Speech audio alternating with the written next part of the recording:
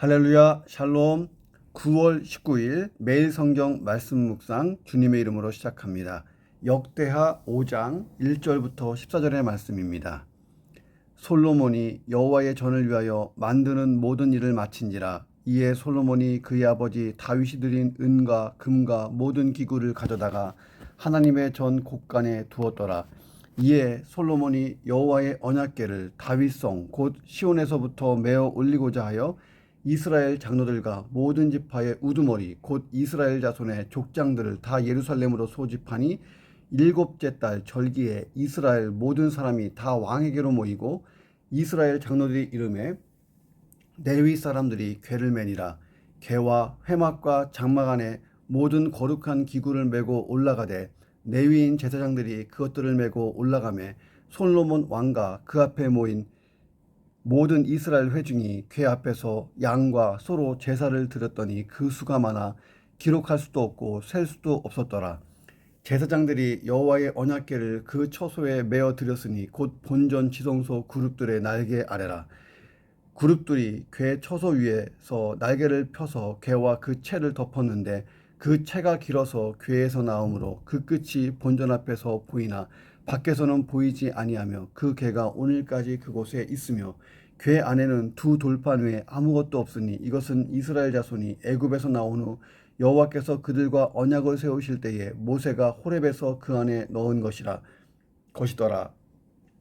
이때에는 제사장들이 그 반열대로 하지 아니하고 스스로 정결하게 하고 성소에 있다가 나오매 노래하는 레위 사람 아삽과 헤만과 요두둔과 그의 아들들과 형제들이 다 세마포를 입고 제단 동쪽에 서서 제금과 비파와 수금을 잡고 또 나팔 부는 제사장 120명이 함께 서 있다가 나팔 부는 자와 노래하는 자들이 일제히 소리를 내어 여호와를 찬송하며 감사하는데 나팔 불고 제금 치고 모든 악기를 울리며 소리를 높여 여호와를 찬송하이르되 선하시도다. 그의 자비하심이 영원히 있도다 하매 그때에 여호와의 전에 구름이 가득한지라.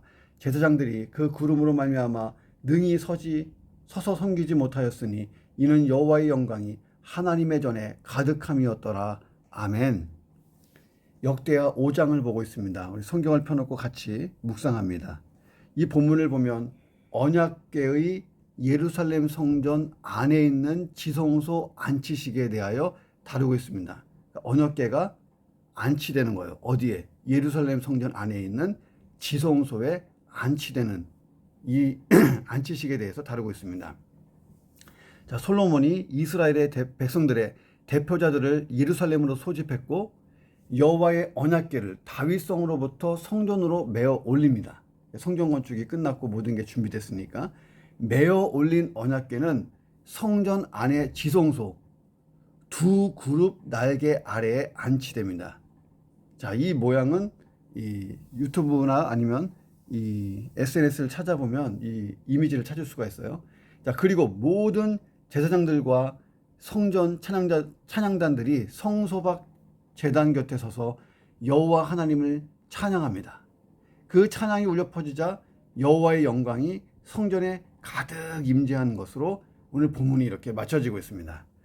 이 본문이 이렇게 시작해요. 솔로몬이 여호와의 전을 위하여 만드는 모든 일을 마친지라. 이에 솔로몬이 그의 아버지 다윗이 드린 은과 금과 모든 기구를 가져다가 하나님의 전 곳간에 두었더라. 자, 성전 건축 그리고 성전 기물 제작을 다 마친 솔로몬이 언약궤를 성전 안에 지성소에 안치하고 기타 남은 모든 보물들을 하나님의 전 곳간에 두었어요. 필요에 따라서 보수도 해야 되고 필요에 따라서 뭘 이렇게 하기도 해야 되기 때문에. 자, 그러면서 이 모든 이 솔로몬의 사명이 성전 건축에 대한 관련된 사명이 끝난 거예요. 자, 이런 내용 가지고 이 본문을 묵상해 봅니다. 첫째는 하나님의 사람들이라면 자기 일보다 주의 일을 앞세우는 그런 자세를 가지고 산다는 거예요. 2절과 3절 보세요. 솔로몬이 여호와의 언약궤를 다윗성 곧 시온에서부터 메어 올리고자 하여 이스라엘 장로들과 모든 지파의 우두머리 곧 이스라엘의 자손의 족장들을 다 예루살렘으로 소집했는데 중요한 게 여기입니다. 일곱째 달 절기에 소집했어요. 이스라엘 모든 사람이 다 왕에게로 모였다. 일곱째 달 절기가 중요합니다. 자, 솔로몬이 언약궤 안치식을 위해 장로들과 족장들을 다 예루살렘으로 소집했는데, 그런데 이들이 모인 시기가 일곱째 달 절기라는 거예요. 자, 우리나라로 치면은 이스라엘과 우리가 좀 달라요. 9월 달에서 10월 사이예요. 자, 이 시기는 매우 바쁘고 분주한 시기입니다. 다시 말해서 추수한 것을 거둬들여야 될 그 가을 추수 기간입니다. 초막절, 수장절, 장막절, 이 절기가 요때예요. 이 세 개는 똑같은 단어입니다. 수장절, 장막절, 초막절. 자, 한 해 동안 땀 흘려 결실한 곡식과 열매를 거두어 드리는 추수의 시기. 자, 지나가는 사람을 붙잡고 도와주세요 하고 손을 빌려야 할 정도로 분주한 시기가 이 시기예요. 그럼에도 이 지도자들은 하나님의 성전과 관계된 언약궤 안치식을 위해 빠짐없이 모였다는 거예요. 내가 이 추수하는 일도 중요하지만 성전 봉헌식은 더 중요했던 것입니다. 오늘날의 교회 현실과 상당히 대조가 되지 않습니까? 주일에 교회 출석은 하지만 하나님의 일과 그분을 위한 선한 사역, 그리고 거룩한 삶을 가꾸어 나가는 데는 관심이 없는 이름뿐인 그리스도인이 점점 많아져가는 마지막 때를 우리가 살고 있습니다. 자, 그래서 많은 사람들이 자기 스케줄에 대해서는 1분 1초까지 철저하게 아끼면서 시간을 사용해요. 그런데 하나님 앞에서는 되는 대로 살아가는 경우가 많이 있습니다. 중요한 사람들과 통화할 때는 아낌없이 시간을 막 사용해요. 1시간도 얘기하고 2시간도 얘기해요.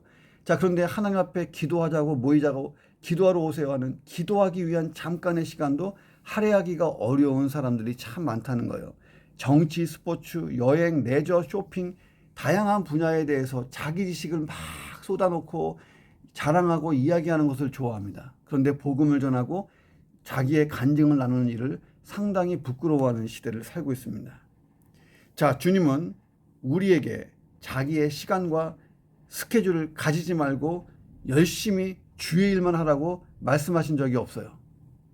자, 세상과 동떨어져 어디 구석 가서 살아라 이렇게 말씀하신 적도 없습니다. 다만 무엇을 하든지 하나님의 일보다 앞서가지 말라는 거예요. 하나님의 일을 가장 먼저 앞세우고 그리고 그 다음에 내 일을 하라는 거예요. 성경은 늘 이 순서로 돼 있어요. 먼저 그 나라와 의를 구하고 그리고 하나님이 모든 것을 내 생활을 돌봐주시는 것, 이것이 중요합니다. 우선순위의 문제인데 더 핵심은 하나님에 대한 열정과 사랑의 문제고, 더 어렵게 얘기하면 믿음의 문제인 거예요. 믿음이 없기 때문에 이런 결단이 안 되는 것입니다. 추수기에 성전을 위해 모인 이스라엘의 지도자들을 보세요. 그들은 지도자들이에요. 농사 외에도 해야 될 일이 쌓여 있어요. 거두어야 할 곡식들이 낫을 기다리는데 하나님의 거룩한 역사를 그 모든 것보다 더욱 앞세웠어요. 그 역사의 주인공이 되기를 소망했어요. 하나님의 언약궤, 하나님의 임재의 상징이 언약궤가 안치된다. 내가 이 자리를 반드시 가서 앉아야 되고 이 역사적인 순간은 반드시 내가 봐야 된다. 자, 그래서 만일 제끼고 그곳으로 간 거예요. 자, 그렇다면 나의 우선순위도 한번 정리해 보는 게 어떻겠습니까? 하나님의 사람으로 살기 원한다고 그런 표징을 갖고 살기 원한다면 우선순위 한번 정리해 보시기를 주님의 이름으로 축원합니다. 두 번째는 감사는 감사할수록 받은 은혜를 더욱 풍성하게 만들어준다는 거예요. 5절 6절 보세요. 개와 회막과 장막 안에 모든 거룩한 기구들을 메고 올라가되 레위인 제사장들이 그것들을 메고 올라가매 솔로몬 왕과 그 앞에 모인 모든 이스라엘 회중이 궤 앞에서 양과 소로 제사를 드렸는데 그 수가 많아 기록할 수도 없고 셀 수도 없었다. 자, 언약궤, 다시 말하면 법궤를 운반하는 중에 백성들이 자원해서 제사를 드린 거예요. 근데 그 제사를 드린 제물의 수가 너무 많아서 기록할 수도 없었고 세기조차도 힘들어요. 셀 수도 없었어요. 이게 얼마나 풍성한 드림입니까? 자, 이 무수한 제물들은 죄를 짓고 용서를 구하는 성격의 어떤 속죄 제물이 아니었어요. 하나님의 은혜에 감사하는 화목 제물이었습니다. 자, 우리식으로 얘기하면 감사헌금을 드린 거예요. 감사헌금. 그렇다고 솔로몬이 억지로 강요해서 드려라 해서 드린 감사 예물도 아니에요. 제사에 참석한 이스라엘 회중들이 너무도 감사하고 감격스러워서 자원해서 이 제물을 화목 제물로 드리는데 셀 수도 없고 기록할 수도 없고. 자, 그렇게 드린 이유가 뭘까요? 그들 모두 하나님이 베푸신 은혜를 알고 감사한 마음이 넘쳤기 때문에 십시일반 다 했던 거예요. 열왕기상 4장 25절에 보면 솔로몬 시대를 이렇게 얘기해요. 하나님의 은혜로 이스라엘의 모든 백성이 포도나무 아래와 무화과나무 아래에서 평안하게 살았다. 이 표현이 아무것도 아닌 것 같지만요. 무화과나무 아래, 포도나무 아래 평안하게 살았다. 그 시절에는요. 이 평안을 얼마나 사모하고 이 평안을 얼마나 희망하고 살았는지 몰라요. 늘 전쟁이 끊어지지 않은 시대에, 솔로몬 시대에 전쟁이 없었잖아요. 예. 그런 태평성대는 오직 하나님의 축복과 은혜 때문이었어요. 그리고 이스라엘 백성들은 성전 건축이라는 위대한 역사가 이루어지는 것을 지금 목도하고 있어요. 감동 플러스 감격이었어요. 그래서 자발적으로 감사를 표현하기 시작한 것입니다. 그 감사는 하나님의 은혜의 가치가 더욱 풍성해지는 대로 나아갔어요. 예. 자, 우리가 그 감사 헌금 같은 거 드릴 때 거기다 감사의 이야기를 쓰잖아요. 이래서 감사드립니다. 했을 때 그 감사의 그 내용을 만드신 분은 누구예요? 하나님이시잖아요. 그러니까 하나님의 은혜의 가치를 더욱 풍성하게 만드는 게 이 감사 예물이었어요. 성경을 보면 하나님은 축복을 축복으로 아는 자에게, 은혜를 은혜로 아는 자에게 더하여 주셨던 것을 성경이 증거하고 있습니다. 자, 우리는 예수님의 구속과 성령님의 기름 부으심, 매일 새롭게 베풀어지는 말씀, 구체적인 삶의 현장에서 체험하는 성령님의 인도하심, 얼마나 헤아릴 수 없는 많은 것을 하나님께로부터 은혜로 받으면서 살고 있습니까? 그 하나님의 은혜의 가치를 더욱 풍성하게 만드는 것이 감사하는 거예요. 받은 은혜에 감사하지 못하면 많은 것을 가지고 풍요와 번영을 누린다고 해서 그게 무슨 의미가 있을까요? 그것은 잠시 있다가 사라질 물건을 붙잡으면서도 정작 그 모든 것을 공급하신 하나님을 놓쳐버리는 것과 똑같다는 거예요.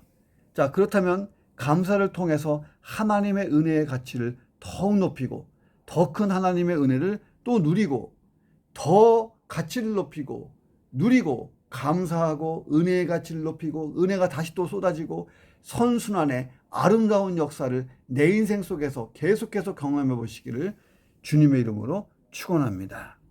세 번째, 성도는 언약의 신실한 삶을 살아야 된다는 거예요. 자, 언약궤, 법궤가 지금 안치됐어요. 10절 보세요. 궤 안에는 두 돌판 외에 아무것도 없으니 이것은 이스라엘 자손이 애굽에서 나온 후 여호와께서 그들과 언약을 세우실 때에 모세가 호렙에서 그 안에 넣은 것이더라. 자, 언약궤 안에 두 돌판이 있었어요. 이 두 돌판에 뭐가 써 있었어요? 십계명이 써 있어요. 자, 이 두 돌판은 언제부터 넣어둔 거예요? 모세 때부터. 모세가 호렙산에서 넣어둔 돌판 두 개가 지금 솔로몬 시대까지 잃어버리지도 않고, 또 어떻게 파괴되지도 않고 보존되어 왔던 거예요. 자, 보세요. 이스라엘이 애굽에서 나와서 광야를 지날 때의 일이에요. 솔로몬 시대로부터 500년 전이라는 엄청난 시간적 간격이 있어요. 호렙이라고 하는 것은 예루살렘과 거리가 아주 먼 광야의 한 산이에요. 자, 그런데도 이 두 돌판은 간직되어 왔어요.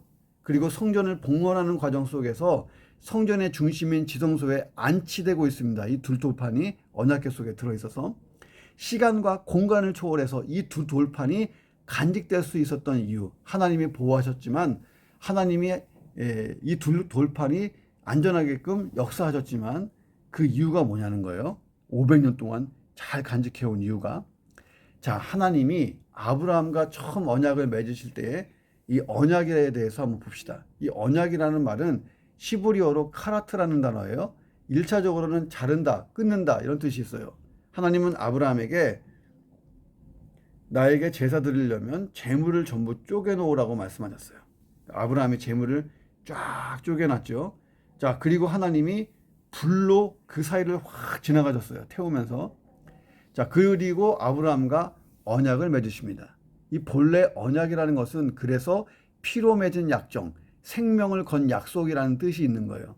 이 모든 것을 종합해 볼 때에 언약을 맺게 되면 생명을 걸고 그 언약을 지켜야 돼요. 만약에 그 언약을 어길 경우 짐승이 둘로 쪼개지는 것처럼 쪼개지는 죽음을 당하게 될 것이라고 하는 엄숙한 결의, 이것이 서로 간에 이 결의가 포함된 것입니다. 또 출애굽 당시에 하나님은 이스라엘에게 십계명을 주시기 전에 이렇게 약속하셨어요.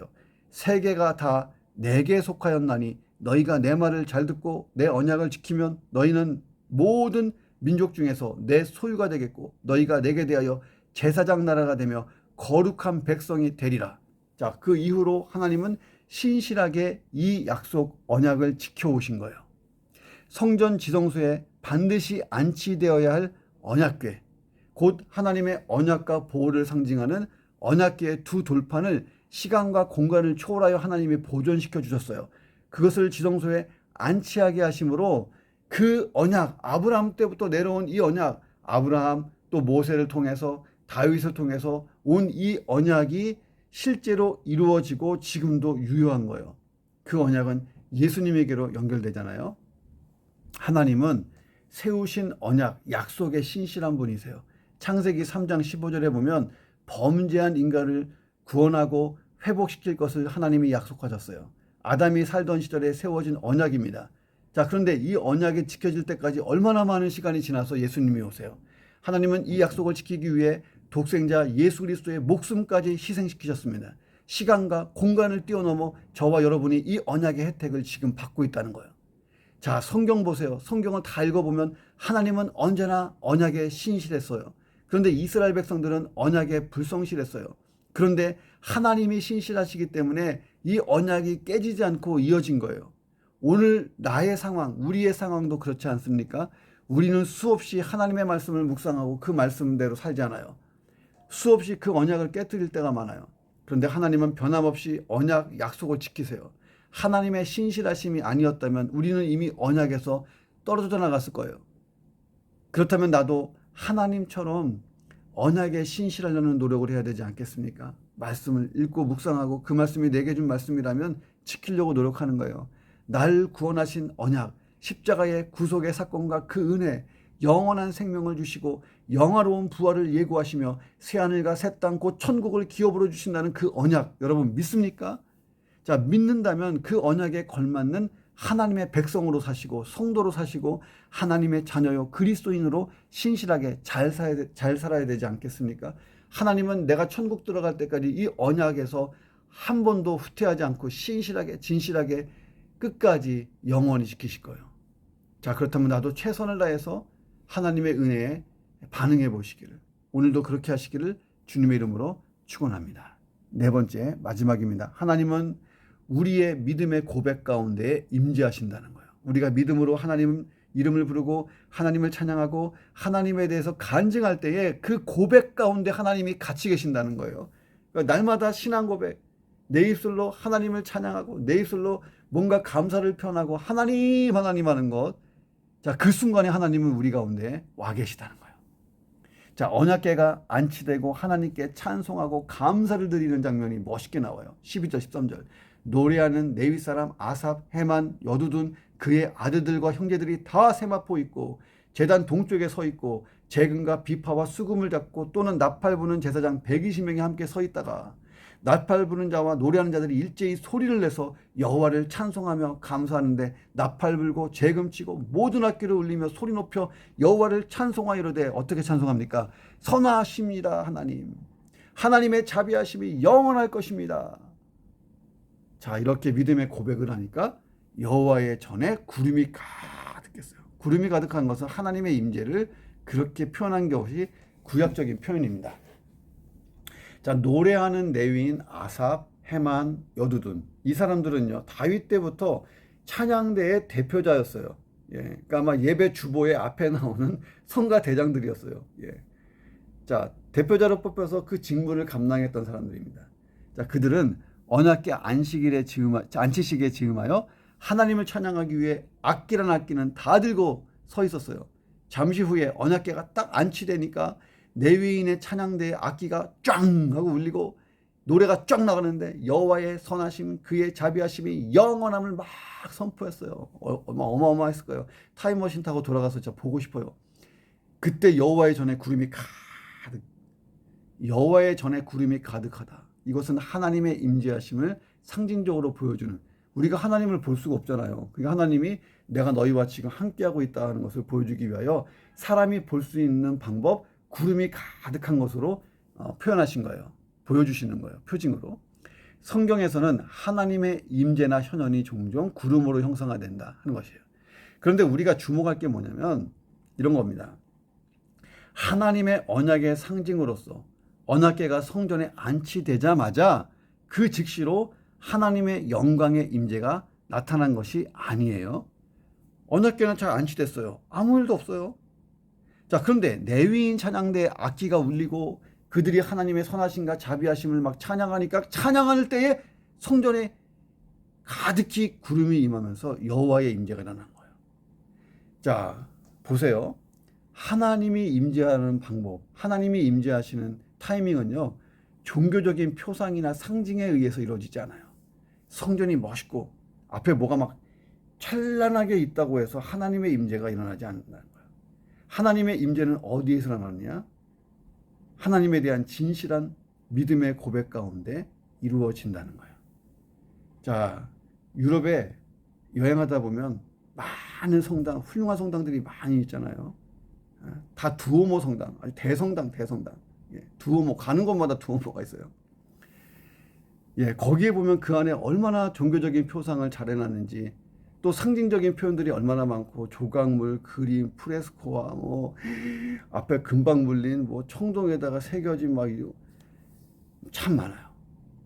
그러니까 기독교, 개신교 쪽에서는 이런 표징이나 표상, 상징 같은 것들을 많이 사용하지 않죠. 왜냐하면 우리는 말씀의 종교고 성령의 임재에 의한 자발적인 그 은혜에 대한 반응, 이것이 예배이기 때문에 우리는 말씀과 찬양, 신앙 고백 이런 것들로 주로 이루어지는 것이 개신교 예배입니다. 근데 천주교는 좀 달라요.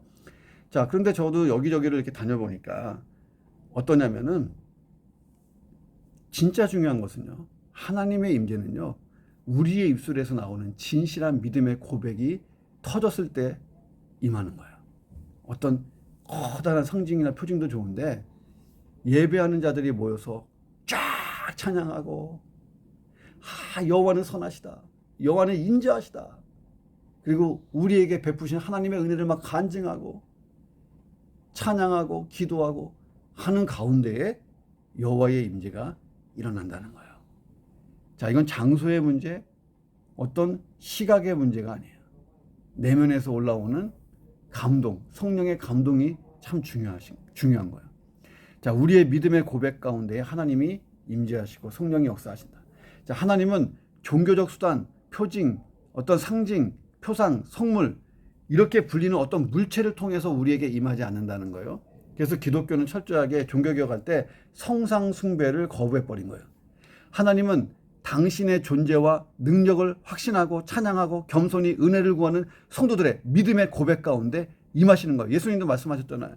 너희가 두세 사람이 내 이름으로 모여있는 그곳에 내가 너희와 함께 있겠다고 했잖아요. 만일 하나님이 종교적인 상징물을 통해서 임하신다면, 보세요. 이스라엘이 블레셋과 전쟁했죠. 언약궤 메고 나갔어요.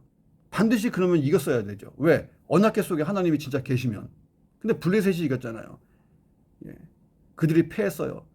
우리를 구원할 것이라고 찰떡같이 믿었던 언약궤를 빼앗겼어요. 얼마나 황당하고 얼마나 이게 패닉이 왔겠어요. 하나님을 뺏겼는데. 자, 하나님이 종교적 상징물을 통해 임하지 않는다는 것을 보여준 거예요.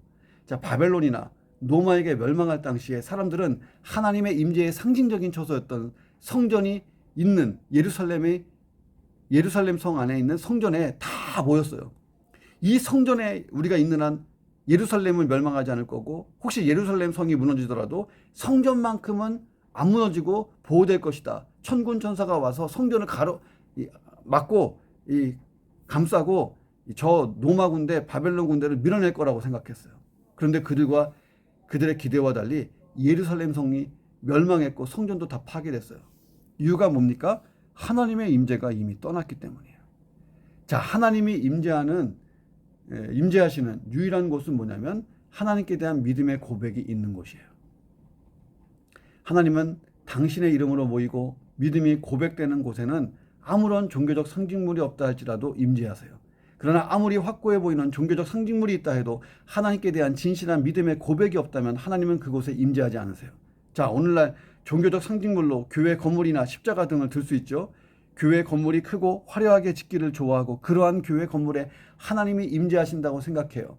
자, 십자가를 집에 걸어두거나 몸에 지니고 있으면 주님이 함께 할 것이라고 생각합니다. 뭐 틀린 것은 아니에요. 자, 그러나 이것은 이스라엘 백성들이 언약궤나 성전에 대해서 가졌던 그런 생각처럼 그거에 몰입해버리면 미신적인 것에 불과한 거예요.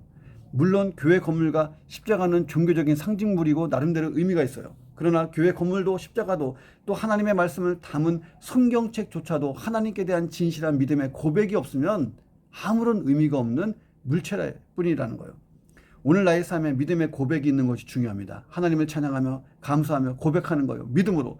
하나님은 그런 나와 함께 거하시기를 참 기뻐하세요. 나의 믿음의 고백 어떻게 해볼까요? 조용한 시간과 장소를 내어 기도할 수도 있지만 내 삶 속에서 얼마든지 할 수 있잖아요. 운전하는 중에 또 설거지하는 중에도 얼마든지 하나님을 찬양하고 고백할 수 있어요. 그렇게 된다면 내가 운전하는 장소, 내가 설거지하는 주방, 이 모든 곳에 하나님의 임재와 영광이 가득한 것을 내가 체험할 수가 있습니다. 하나님의 임재가 항상 가득한 나의 삶의 모든 마당 되시기를 주의 이름으로 축원합니다. 기도하겠습니다. 하나님, 하나님의 일을 가장 우선순위에 두게 하시고 그렇게 하나님의 사람답게 그런 자세를 가지고 살아서 먼저 그 나라와 의를 구하는 자에게 주시는 하나님의 풍성한 그 은혜를 누리고 살게 도와 주옵소서. 바쁠수록 하나님을 우선으로, 바쁠수록 하나님의 일을 앞세우는 자에게 도와 주옵소서. 감사를 통해서 하나님의 은혜를 더욱 깊이 느끼고 그 가치를 높이고 더 큰 하나님의 은혜를 누리게 되는 선순환의 아름다운 역사가 내 인생 가운데 펼쳐지게 역사해 주시고 언약에 대한 신실하신 하나님, 언약대로 나를 구원하시고 영원한 천국에 이르기까지 언약대로 행하실 그 하나님을 내가 믿으며 나도 언약에 걸맞는 하나님의 백성이요 하나님의 성도요 하나님의 자녀요 그리스도인으로서 잘 살아볼 수 있도록 역사해 주옵소서. 하나님이 언약에 신실한 만큼 나도 그 언약 하나님과의 약속에 신실하도록 도와주시고 말씀대로 살기를 간절히 기도합니다. 하나님을 찬양하며 감사하며 믿음의 고백을 드릴 때에 내 삶이 아름답게 변할 것입니다. 그래서 나의 삶의 모든 마당이 하나님의 임재의 영광으로 가득하게 하시고 하나님의 놀라운 구원의 역사, 평강의 역사, 은혜의 역사가 내 삶 가운데 가득하도록 역사해 주옵소서. 존귀하신 예수 그리스도의 이름으로 간절히 기도드립니다. 아멘.